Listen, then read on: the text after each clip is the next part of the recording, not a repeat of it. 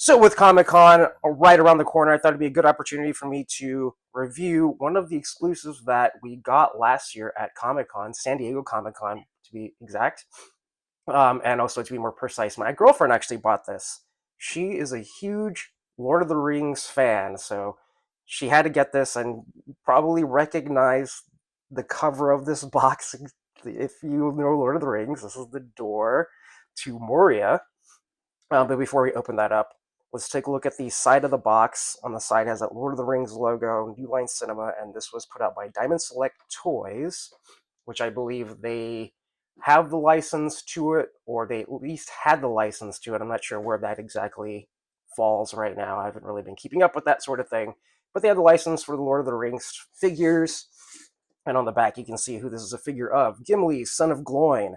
And you see a nice painted portrait of said Gimli. And right here on the bottom, there is a little bio. I'll try my best to read this crazy font. It says, "The doors of Durin, Lord of Moria, speak, friend, and enter. During the Fellowship's journey to Moria, to dispose of the ring and the fires of Mount Doom, they must pass through the doors of Durin to enter the mines of Moria, only visible by starlight.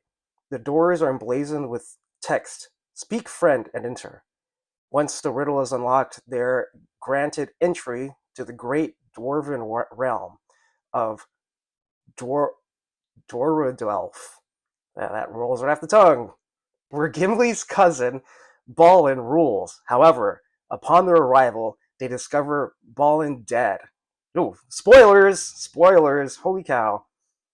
The mine's overrun with orcs and something far more sinister lurking below. At least they don't ruin that.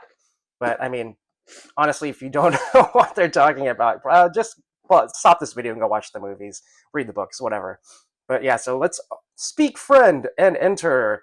Let's open up these doors and to see the figure inside. And there he is, Gimli. And you can see it actually comes with quite a bit of accessories. Now, to be honest, we've had this figure in our collection for about a year, probably about a year exactly almost. So this has already been opened. But I just wanted to put him back in the box just to kind of show you. I should have done like, there he is.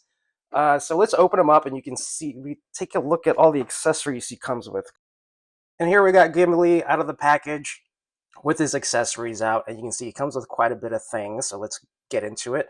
He comes with two little hands, two kind of like clawed hands. They're not really made for gripping specifically his weapons.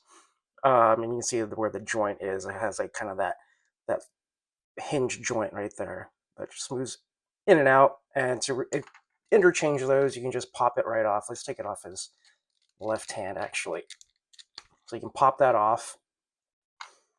And then you can put the other hand on. Why do I always do that?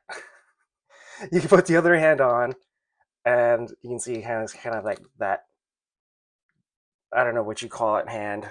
Like he wants to just hold something right there. And he comes with his pipe with a long stem, and the pipe stem has like this very malleable soft plastic, and a tankard for drinking. He seems like the kind of guy I'd want to hang out with.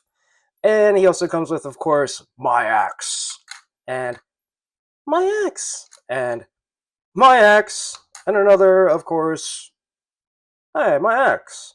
And he also comes with an interchangeable head with a helmet.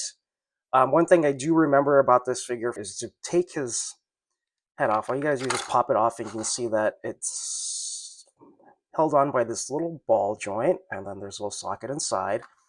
And also, oh yeah, I gotta mention that the cape is also technically another accessory, as it does remove, and you can see that little leaf pin there. Let's just put that aside. But this head right here, there's that socket, and then there's the ball joint, and you try to put it in. And I find on our copy, anyway, it just does not want to go in no matter how much force I try to apply. And I even tried heating it up at one point. I just didn't want to do it, so I didn't really bother with doing that. Look at that visual of those heads just standing there. It's like a little spider crab. I'm going to get you. Here he comes. Oh, run! So yeah, I prefer to keep him with this unhelmeted head anyway. And let's just keep that that cape off for the sake of the review. And you can see, let's put that little axe in his hand just so you can see how he would hold on to it. You can see his grip is nice and tight, so it's not going to fall out. Or anything, it's yeah, he holds on to it pretty nice and tightly. There's no loose grip there, which is nice. It's good. Some figures you can't really hold their accessories; they get a little loose and they kind of get a little floppy.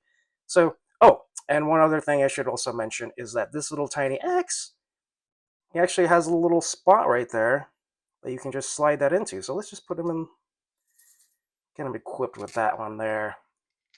Boom! Check that out. That is so cool. I don't know, when a figure can like kind of hold their own accessories. I think that's so cool. It's dumb, but I like it. So that's the figure. Let's get into or the accessories. Now let's get into the articulation of the figure. Hello there. One thing I wanted to point out before I got into the actual figure's articulation is a detail that I just now noticed is on the bottom of the cape. They got this kind of airbrushing paint to make it look like, there's dirt on the bottom, like the cape is like rubbing up on the floor as they walk. That is a cool little detail. There's actually a lot of little details that I'm noticing for the first time. That is a really cool detail. But now let's get into the articulation of Gimli here. Now, you saw earlier, he does have that ball jointed head, so he has a lot of movement there. His beard does hinder that articulation, as does his long ass hair in the back. Look at that. He's got some locks, and they ain't moving. And on his shoulder, he has that swinge joint, or that goes up and down, in and out. The his body is so bulky in comparison to the rest of his limbs that it kind of hinders articulation a bit, but not too much. He does have that swivel joint right there at his bicep and a single jointed elbow that just goes to 90, which isn't bad. And of course, the hands do rotate, and you saw that little joint earlier that goes in and out. His waist articulation is extremely tight, but he does have a little ball joint in there.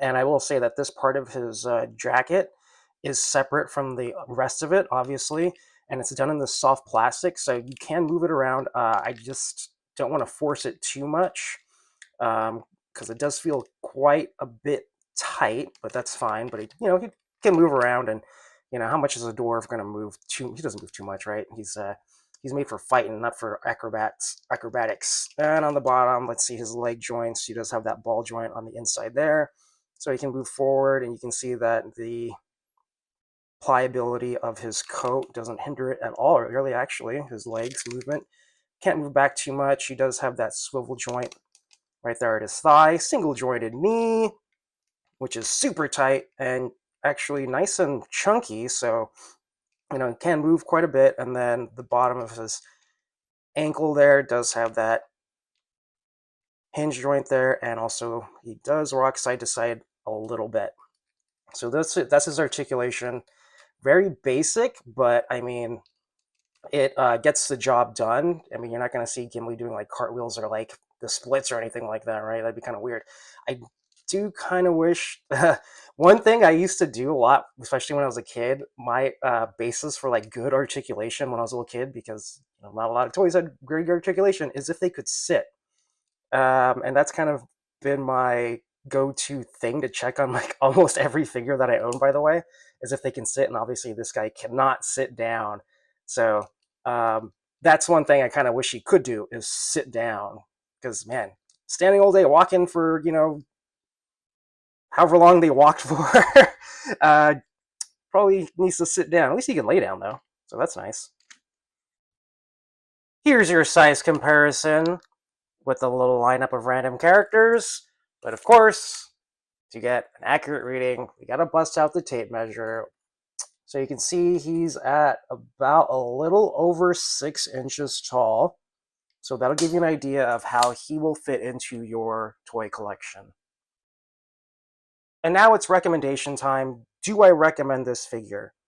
As I've been kind of saying throughout this review, I haven't touched him very much in about a year. But after fiddling around with him for this review, I gotta say I really like this guy. He has a ton of detail. I mean, look at those boots. I just keep noticing all these little things as I've been kind of like touching them and like fiddling around with them. The leather kind of detail there. This guy is crazy detailed. You probably saw it when I was moving his legs around, the chainmail underneath. Um, I do wish he had more articulation to him. That's kind of the only thing I kind of wish he had. But all that being said, I don't think it would be fair for me to recommend him since he isn't exclusive.